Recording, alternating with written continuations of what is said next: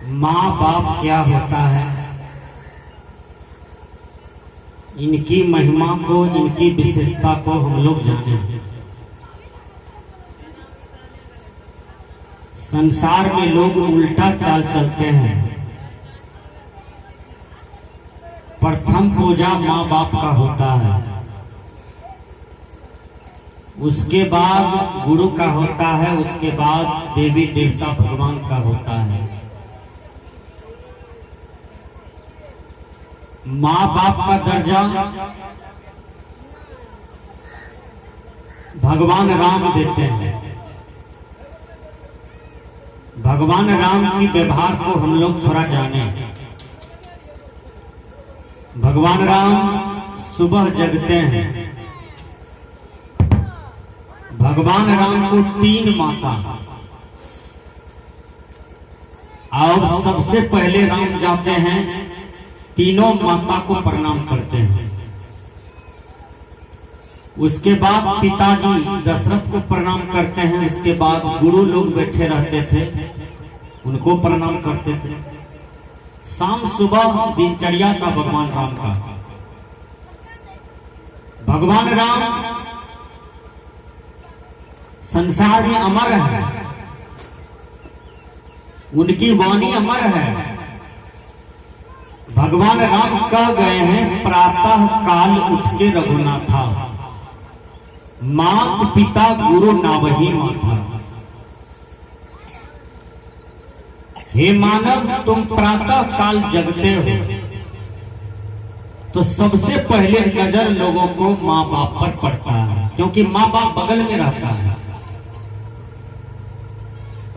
माँ बाप बगल में रहता है तो जो माँ ने शरीर दिया, जो पिता ने यह शरीर को पोष कर इतना बड़ा कर दिया,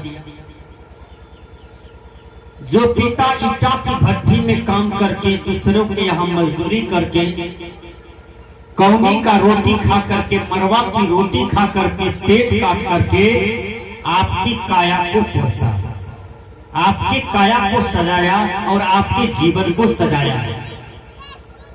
ऐसे पालनहार पिता को 100 बार प्रणाम, लाखों लाख प्रणाम, कोटि कोटि प्रणाम ये हृदय से निकालना चाहिए। यह हृदय से प्रस्फुटित होना चाहिए। माँ बाप श्रेष्ठ होता है, विचार कीजिए। सास ससुर श्रेष्ठ होता है। आप ये माता की कोख से 2 विशेष पुरुष का जन्म होता है, एक बेटी का, एक बेटा का। जब कोई माँ बेटी को जन्म देती है तो उस माँ को खुशी होना चाहिए कि आज हम किसी का बेटी थे तो आज हम अब बेटी को जन्म दिए। यदि आप बेटी नहीं रहते तो बोलिए, इस बेटी को आप जन्म लेना लोग अभिशाप समझते हैं। बहुत आदमी को क्या होता है कि गर्भ जाता है जांच कराने के लिए, और यदि बेटी देखता है तो कहते हैं डॉक्टर साहब गर्भ को खत्म कर दीजिए। 5 साल 6 साल पहले ये काम बहुत ज्यादा हुआ। केंद्र सरकार को पता चला तो अब कानून के द्वारा इसको रोकथाम किया गया है।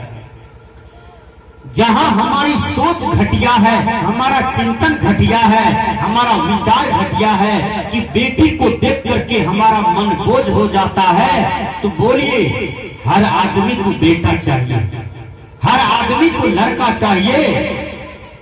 यदि सबको लड़का ही हो जाए, समुच्चा वर्ल्ड की बात मैं कहता हूँ, समुच्चे दुनिया की बात कहता हूँ कि यदि सबको लड़का ही हो जाए, कल वो लड़का जवान होगा, शादी किससे करेगा? खुट्टा से करेगा कि मकई गाछ से करेगा? बोलिए, शादी किनसे करेगा? उसको तो एक लड़की चाहिए ना। लेकिन मैं निवेदन करता हूं कि जितना अधिकार, जितना खुशी आपको बेटा का मुंह देख करके होता है, उससे ज्यादा खुशी आपको बेटी का मुंह देख करके होना चाहिए। क्योंकि बेटी जब ससुराल जाती है तो ससुराल में 20 रुपया 25 रुपया यदि पति का जेब भी काटती है तो सोचती है कि जाएंगे रसदमपुर तो माता पिता के लिए हम अलग से रसगुल्ला लेते जाएंगे और अपने ही हाथ से माँ को रसगुल्ला खिलाएंगे। ये बेटी का हृदय कितना विशाल होता है, ये बेटी का हृदय कितना महान होता है, लेकिन बेटा का हृदय ऐसा नहीं होता है। बेटा को आप 500 रुपया दे दीजिए और वो लड़का 1 भी रुपया घुरा करके आपको नहीं देता है, न तो आपके लिए कुछ लाता है। और बेटी यदि हटिया जाती है, बेटी यदि मेला जाती है तो अलग से देखिए रुपया से आपके लिए क्या क्या लाती है। बेटी का हृदय देखिए कितना विशाल होता है और बेटा का हृदय देखिए कितना छुआछूत वाला होता है। बेटा का हृदय कितना छोटा होता है। क्यों?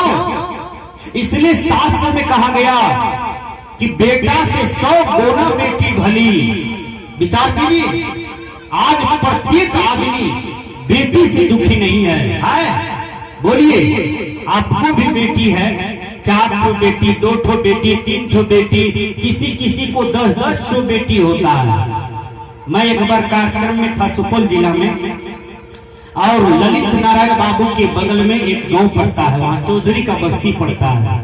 ललित ग्राम स्टेशन हो गया है, तो उस स्टेशन के बगल में मेरा कार्यक्रम था। वहां 25-30 घर चौधरी है।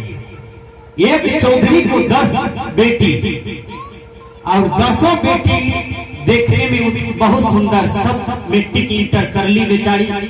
पिताजी तरजू किलो पर उसका बिजनेस करता है और 10 बेटी को शादी हो गया।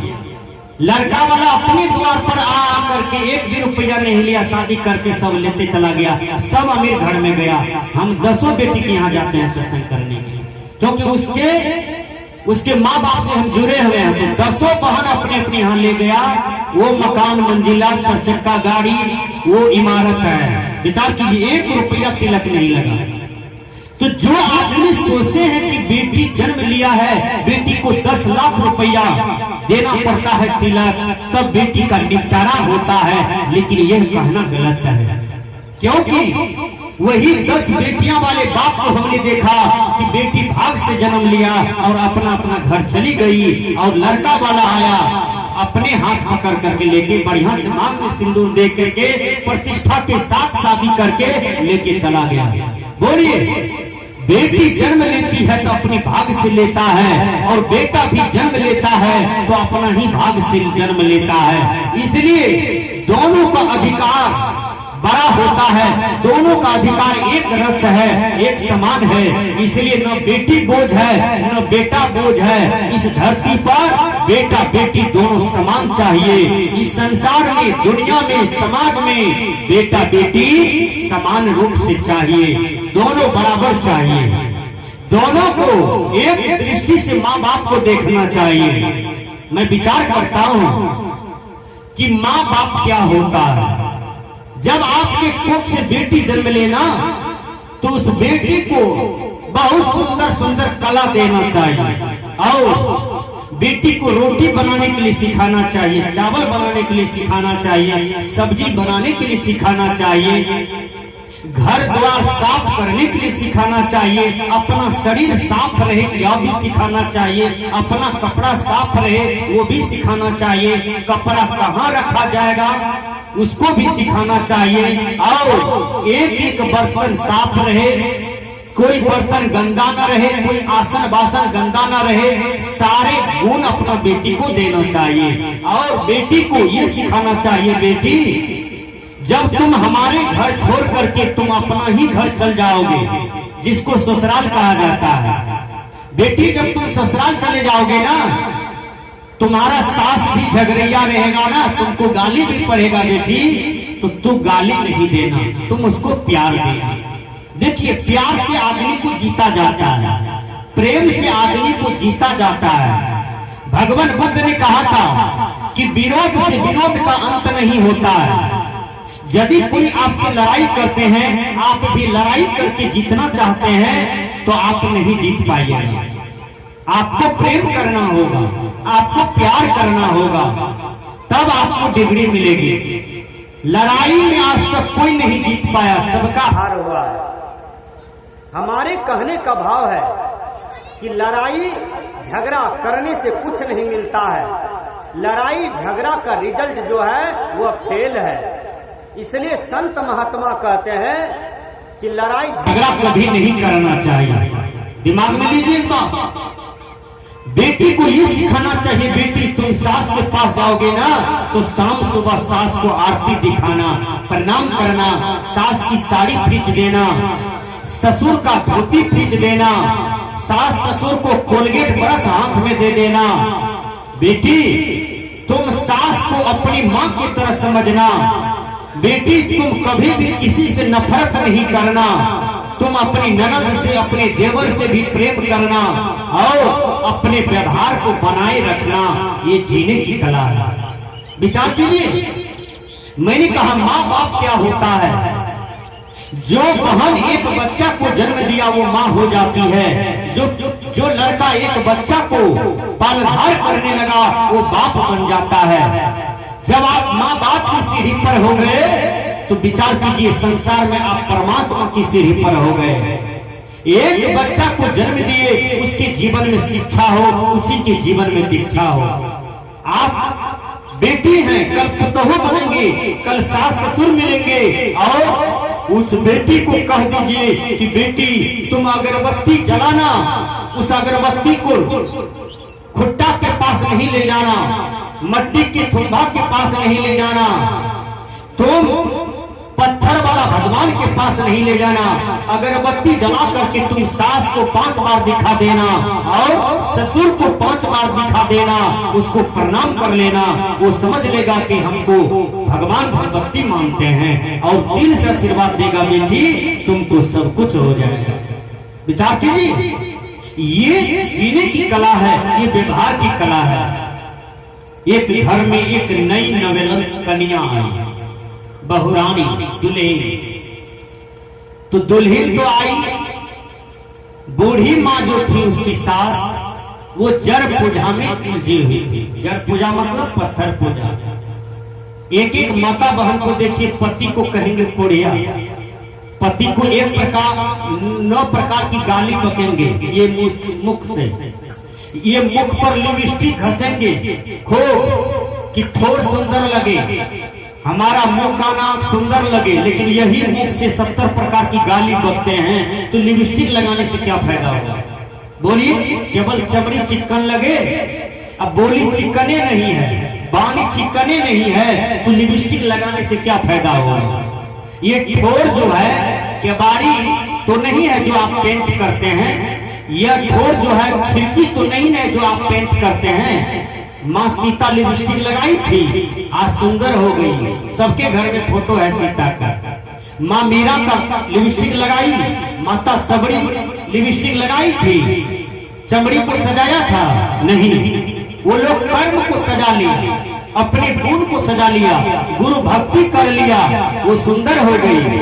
विचार कीजिए, तो सास जो थी ना वो जड़ पूजा में उलझा हुआ था। सास उलझी हुई थी, पत्थर पूजा पर उनको विश्वास था कि पत्थरे भगवान होता है। अभी भी बहुत आदमी के दिमाग में है कि मट्टी का जो थुम्बा है ना घर में, वो भगवान है, वही देवी है, वही देवता है।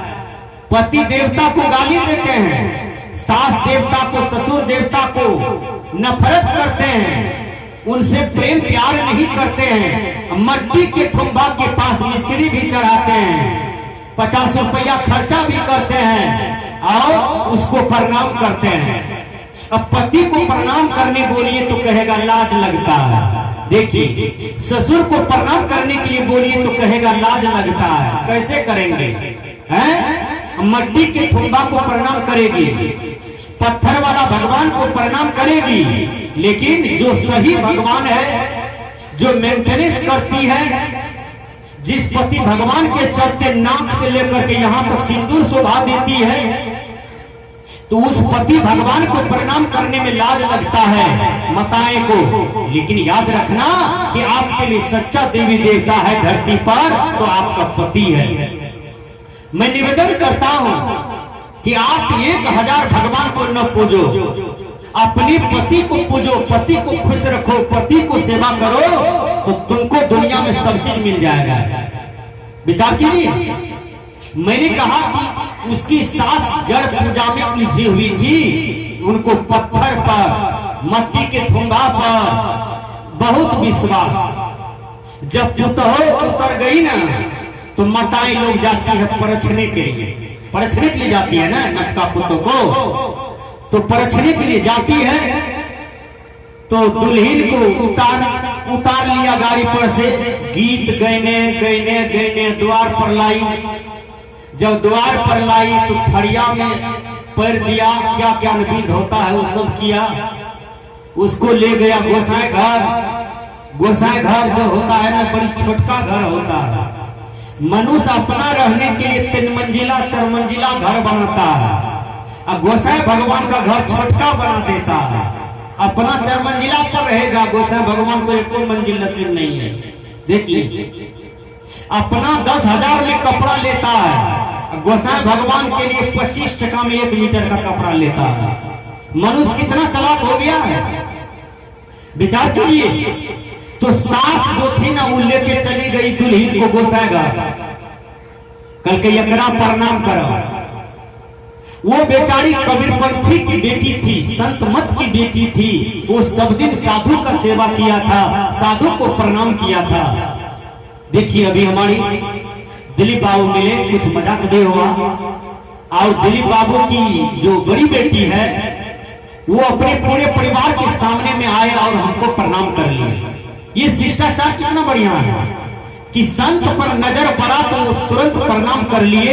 ये अच्छी शिक्षा का पहचान है, ये अच्छा ज्ञान का पहचान है। जिसके अंदर में अच्छा शिक्षा हो जाता है, अच्छा ज्ञान हो जाता है, वो संत पर नजर पड़ेगा तो तुरंत झुक जाएगा। समझ जाइएगा, उसकी आत्मा सुंदर है, उसका दिल सुंदर है, उसका ज्ञान सुंदर है। ऐसा बेटा बेटी यदि धरती पर हो जाए तो माता पिता कभी कष्ट में नहीं रहेंगे, वह माता पिता धन्य माना जाता है। तो बूढ़ी कहती है एकरा प्रणाम करो, तो बेचारी सब दिन साधु को प्रणाम किया था, सब दिन साधु महात्मा गुरु को प्रणाम किया था, माँ बाप को चरण पखारा था, माँ बाप को नमन किया था। वो कभी मट्टी के थुम्बा को, वो कभी भी पत्थर को प्रणाम नहीं किया था। लेकिन याद रखिए, वो सब दिन अपने माँ बाप गुरु को प्रणाम किया था। तो उसको तो आत्मा वाला बोध था ना कि आत्मा को नमन करना चाहिए। वो किया क्या? सास कहती है एकरा प्रणाम करो, वो सासे को प्रणाम क्या ले खड़ा रह।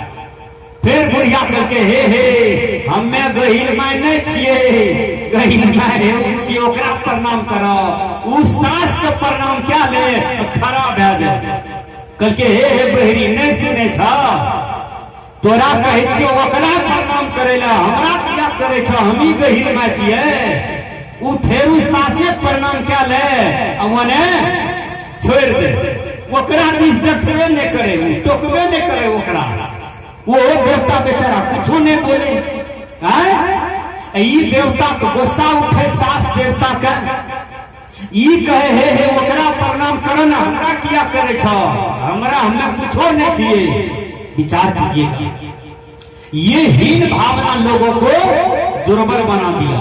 कबीर साहब आत्मा को भगवान मानते हैं, आत्मा को देवी देवता मानते हैं, आत्मा को ही सर्वोपरि मानते हैं। विचार कीजिए, कबीर साहब के सामने में आत्मा ही देवता होता है, आत्मा ही भगवान होता है, और कोई भगवान भगवती नहीं होता है।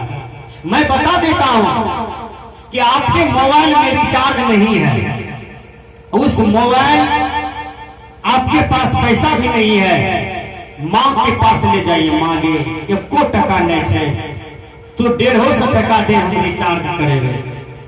माँ यदि झुलझुल पूरी है, नहीं काम कर पाती है, तो दया आ जाएगी, आहा बेटा 150 टका मांगने से तू पैसा ला करके टोला टट्टी से आपको दे देंगे कि बेटा ले लो। अब चले जाइए, मोबाइल रख दीजिए मट्टी के थुम्बा के पास, पत्थर वाला भगवान के पास, और कहिए हे भगवान, हमार दादा के दादा, ओकरो दादा, ओकरो दादा, सब तोरे पूजा करने आयल है, या मोबाइल छे आगू में 150 टका के रिचार्ज क्या दाई अपनी बड़ी अकाली छे है रिचार्ज होगा। रिचार्ज तीनों भर कहते रहिए तो उठ करके रिचार्ज कर पाएगा। तो आत्मा भगवान हुआ कि नहीं बोलिए, हैं? माँ बाप भगवान हुआ ना, पति भगवान हुआ ना, बोलिए हुआ कि नहीं? सास ससुर भगवान भगवती हुआ ना। तो कबीर साहब आत्मा को भगवान मानते हैं। आपके अंदर में आत्मा बैठा है, उस आत्मा को पूजा करें, उस आत्मा को नमन करें, उस आत्मा को साहेबंदगी करें। तो सास कहती है हे हमें कोनो देवता नहीं चाहिए, एकरा प्रणाम करो। वो फेरू सासे प्रणाम क्या लगे। बुढ़िया कहते कहते थक गई, बूढ़ी चली गई काम पर, ई भी चली आई पलंग पर बैठ गई भिड़गैर होकर के। हैं? कैसे भिड़गैर रहेगी? शिक्षित थी एकदम, माँ का ट्रेनिंग दिया हुआ था कि कैसे डरेगी। वो शिक्षित थी, ज्ञान वाली थी, सत्संगी थी, व्यवहार का बढ़िया थी। भिड़गैर बह बैठ गए होते पलंग पर। पति देव आए खाना खा करके उसको भी प्रणाम किए, अपना भी भोजन करके पति के साथ सो जाती है। विचार कीजिए, जब सुबह होगा तो सास कहती है हे तोरा जाय पड़ता सिंहेश्वर। कल के जेबे, कल के कबूलता छे, कल के जेबे सिंहेश्वर गेले। वो तब प्रथम गेट रहे, वो गेट पर पुलिस रहे रंग का ताने, लोहे पुलिस रहे, लोहे का बंदूक रहे यहाँ ताने रहे लोहे में। धर से सास को धर लिया, कहती है माँ पुलिसवा हमारा गोली मारे छे करके। हे वो गेट में पुलिस बनिल के कलाकार, वो लोहा छी, वो कुछ हो नहीं करते। तब कल के माँ तो की करिए, कल के चला न दोसर गेट के पास जब गई तो वहां हाथी बनाया हुआ था, हाथी गेट में। धर से बुढ़िया को छड़प में धर लिया, करके माँ हाथी हमरा पटक देते सुर में लाकर। कल के हे बतले ई हाथी सचकुरवा नहीं चाहिए, एकरो कलाकारे बने के। तब कल के आप कत जाइए माँ, कल के चला शंकर भगवान के पास गेले। वो तो पत्थर के शंकर भगवान ने कल के एकरे प्रणाम करो, एकरा पैन ढाला। कल के माँ अहाँ के पैन ढारबे, अहाँ के प्रणाम करबे, एकरा नहीं करबे। कल के से किया, कल के ई भगवान नहीं छिए, भगवान अहाँ छिए। अहाँ भेलिए पार्वती, हमार ससुर भेले शंकर, हमार पति भेले गणेश भगवान कार्तिक। एकरा समझे के प्रयास करियो। कल के हे माँ, जब पत्थर का हाथी हमरा ने कुछ कर सकले, पत्थर का पुलिसवा ने कुछ कर सकले, तो ये पत्थर कहीं भगवान है छे। कबीर साहब ने कहा, क्या कहा कि आत्मा की मूलतः जानो। आत्मा क्या है इसको जानो, अपने आप को जानो कि मैं कौन हूँ, जगत क्या है। तब बूढ़ी माता को आत्मा का बोध हुआ, उस दिन से आत्मा पूजा करना शुरू कर